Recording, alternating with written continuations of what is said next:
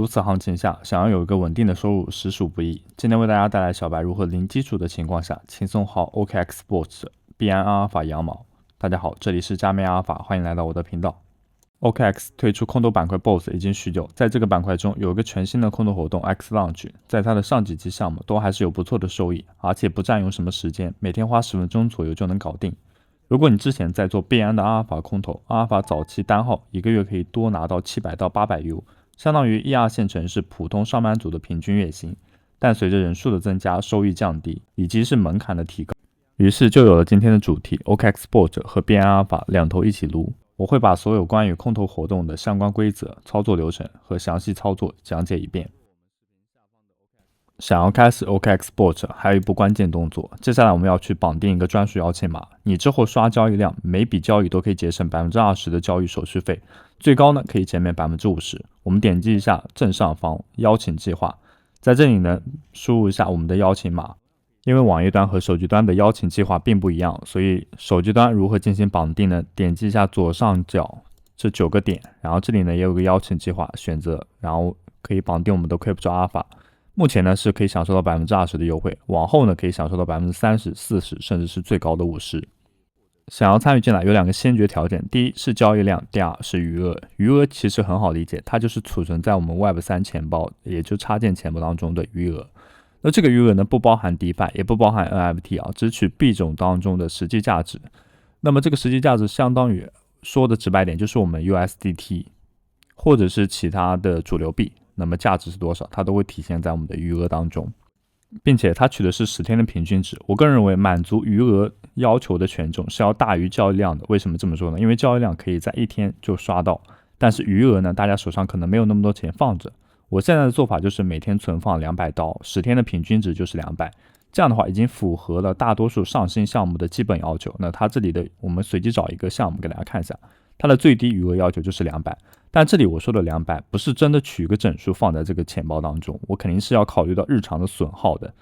另外我再来深入一下，为什么我认为余额的权重是一定大于交易量的？因为我们并不明确 X Launch 上新项目的速度快不快。它很有可能是7天上一次，很有可能是10天上一次，半个月或者是1个月。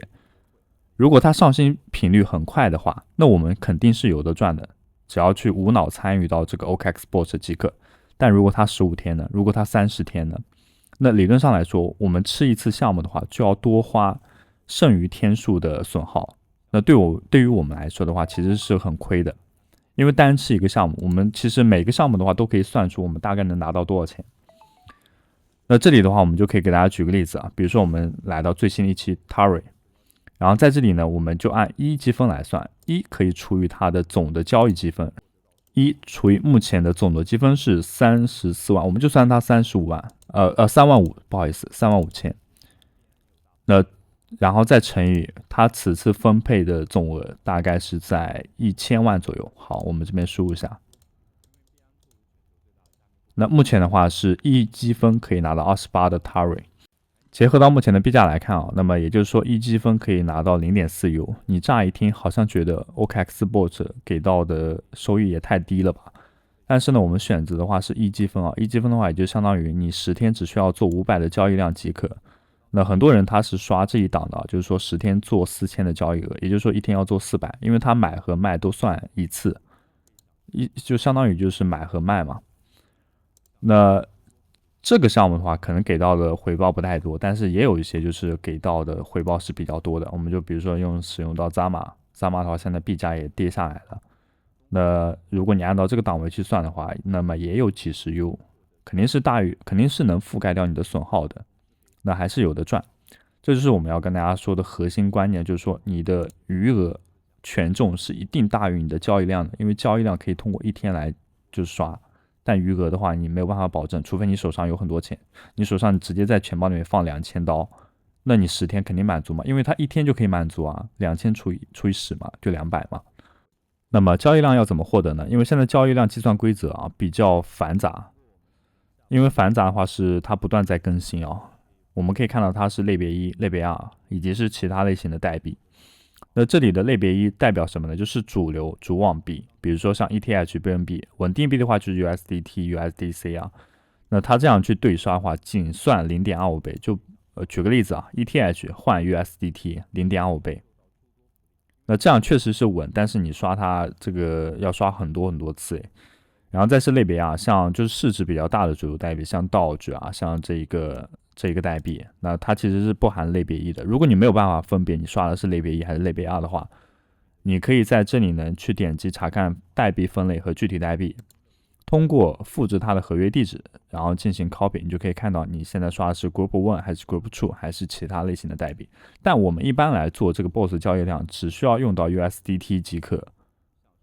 因为我们刷的肯定是其他类型的代币啊，那它现在的话是0.85倍，但是0.85倍的话也有一些精选代币是有额外交易量加成的。我们这边点击一下精选代币，这样，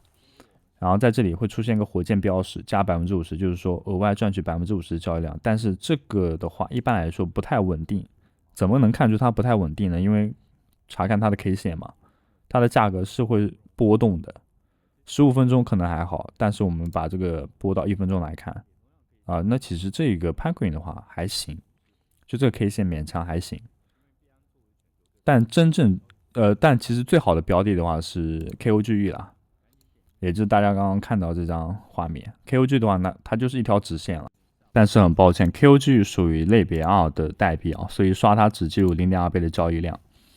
而且我们在刷这个交易量的时候呢，我们不推荐用电脑端啊，就是网页端去刷，因为网页端的话。可能有些数据显示的不是那么透明，手机端会更为合适。然后在这里呢，我们还是一样的，点击到首页，然后选择到 BSC 链，然后点击到成交额比较排名靠前的几位。那这里呢，因为我们大家都是刷那个币安阿尔法的，肯定大家都知道 OWL 应该是近期来说比较稳定的，所以呢，我们就找到 OWL， 然后点击进去，然后查看它的 K 线图。1分钟之内 K 线还行，5分钟之内的话，相对来说就是在一个平均线上，相对来说，因为眼下没有比它更适合刷这个标的了。我们在这里呢就进行到一个交易，然后呢使用我们手中持有的 USDT，然后去兑换 OWL。同样，这里的设置一定要设置好。我自己的设置的话是点击到这里。然后呢，路径我会选择手动，因为要开启防假。然后呢，滑点的话，我会设置成为固定，滑点是0.01，就是它的最低值，因为它有说明的，交易的滑点不可小于0.01，那我们就是0.01或者是0.02。那这里我们输入好之后呢，去进行到一个交互，比如说我们当前账户有200刀，然后呢，我们大概可以兑换是，稍等一下，它反应一下，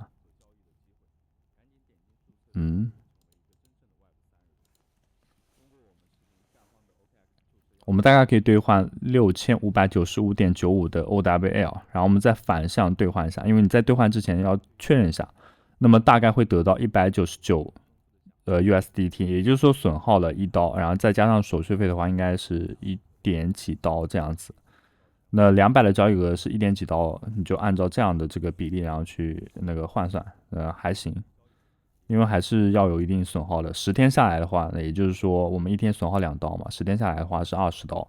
如果你一个 OKExport 的项目吃不到20刀的话，那么你就要考虑是不是交易量呢暂时休息，就是休息一下，我们只需要保证余额就好了。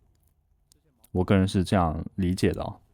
此外，针对微信群风控严重，我们在 QQ 开设的新的撸毛群，欢迎各位小伙伴的加入。最近我们在努力推进社区建设。往后将和大家一起撸毛，每天准时推送最新空投项目，以及一直坚持下来的币安阿尔法 OKExport。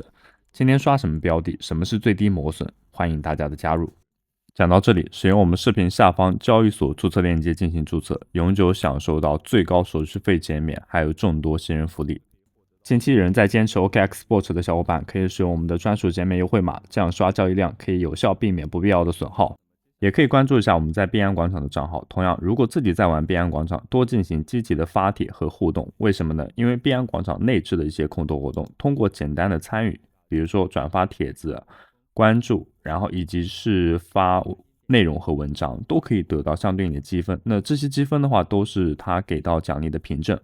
在做这些任务的时候呢，也不要忘记我们阿尔法指标平台每日签到和观看视频。这些积分的话都是空投简要的唯一要素，我们正在积极推动空投技术。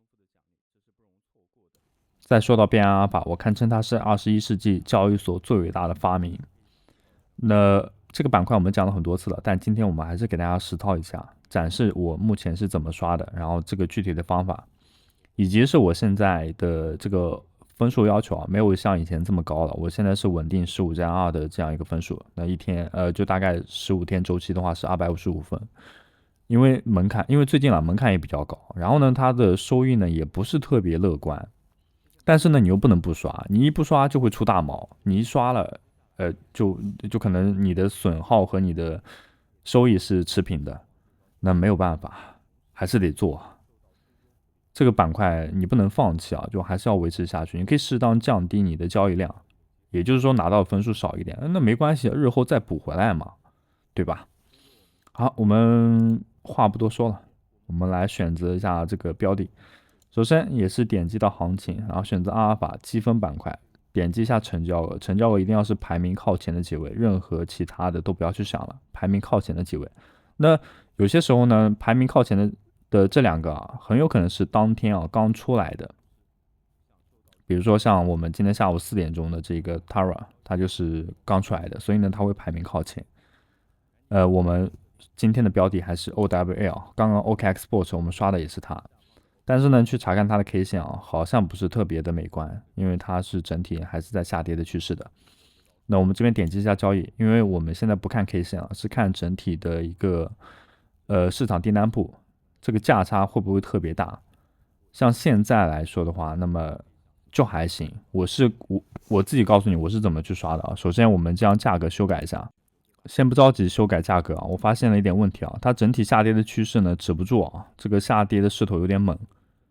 不太适合作为眼下的标的。我一般判断怎么势头猛不猛啊，就是我们对比绿色买入，红色卖出，这个价差呢不能超过1000，超过1000的话，我就认为刷它一笔的话，我们的损失就比较大。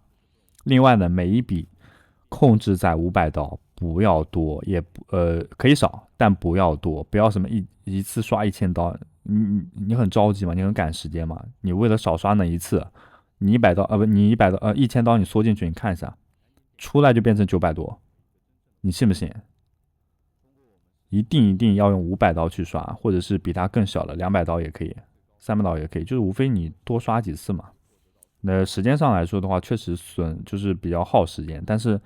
求稳啊，你被夹一次比你吃几次还要多诶，没有必要。所以呢，我们就耐心等待，一定要等它的 K 线趋于缓和，我们再去刷。另外呢，也可以盯一下行情的板块啊，我们看一下，哎，其他标的是不是适合刷呢？在这里，我们比如说今天刚出来的 Taro， 我们点击一下，然后观察它的这个订单部的价格价差。2000和1900，乍一看好像还可以。好，我们这边来做一下尝试。那这里我们数额啊，因为我们对比的是它的订单部的价格，订单部价格的话，这个是买入价格，所以呢，我们就定成0.0145。为什么定成这个价格呢？你一看，哎，0.0145比这个绿色的价格，也是买入价格都要大哎。都要大的原因是它可以先于市场部订单更快成交，不会卡单。这样的话，你就一直挂着。对吧？就不会让你一直挂着，它会直接就是秒买。那么对比的话，反向订单卖出价格应该怎么定呢？回答一下我。好，卖出的价格就要比它小一位，0.014140。哦，它好像这个价格波动也比较大哎，刚刚还是0.144的，现在0.14啊，不太行，这个也不太适合作为标的。你别看我视频讲解好像就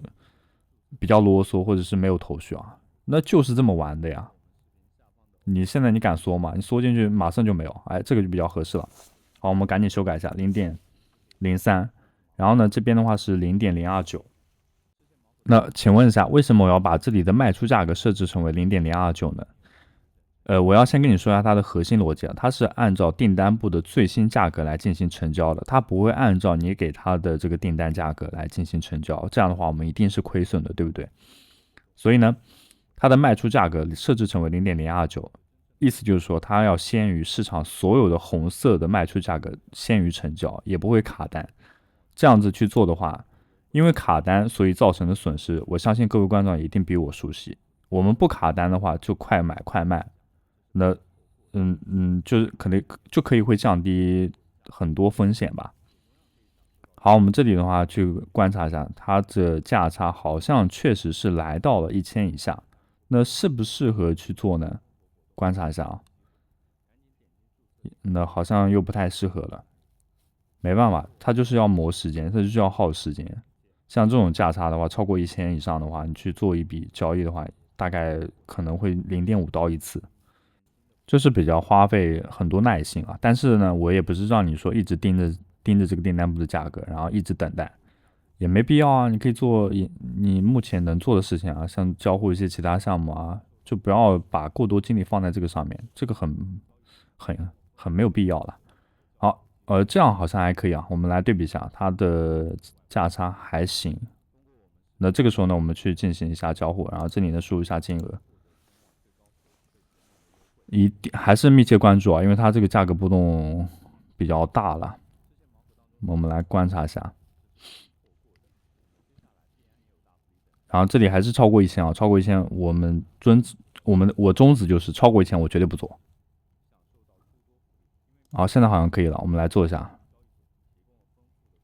大概一次的话是0.15，就还行，还是会有一点点的大，因为我们单做500一次的话，损耗正常来说是0.1的，那还是多了0.05，那没有办法，在这种行情下去做已经是非常铤而走险了。要不是为了视频的话，我肯定是要等到它这个 K 线趋于这样缓和的时候呢，我再去选择进行交易。一定要有宗旨，然后不要把过多精力放在这个上面。